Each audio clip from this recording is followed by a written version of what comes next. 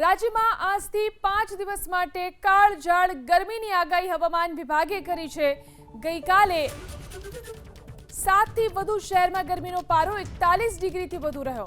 સુરેન્દ્રનગરમાં સૌથી ઊંચું 44.3 ડિગ્રી તાપમાન નોંધાયું, જ્યારે કે અમદાવાદમાં તાપમાનનો પારો 43.1 ડિગ્રી પર પહોંચ્યો।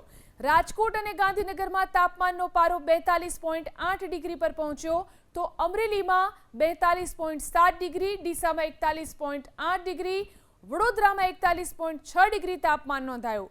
વલ્લભ વિદ્યાનગરમાં 41.5 ડિગ્રી, ભુજમાં 41.2 ડિગ્રી, કેશોદમાં 40.6 ડિગ્રી અને ભાવનગરમાં 40 ડિગ્રી તાપમાન નોંધાયું। આગામી 3 દિવસ દરમિયાન અમદાવાદનું તાપમાન 45 ડિગ્રીએ પહોંચવાની હવામાન વિભાગની આગાહી છે।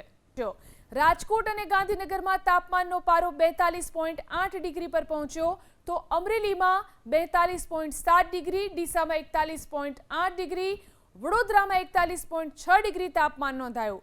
વલ્લભ વિદ્યાનગરમાં 41.5 ડિગ્રી, ભુજમાં 41.2 ડિગ્રી, કેશોદમાં 40.6 ડિગ્રી અને ભાવનગરમાં 40 ડિગ્રી તાપમાન નોંધાયું। આગામી 3 દિવસ દરમિયાન અમદાવાદનું તાપમાન 45 ડિગ્રીએ પહોંચવાની હવામાન વિભાગની આગાહી છે।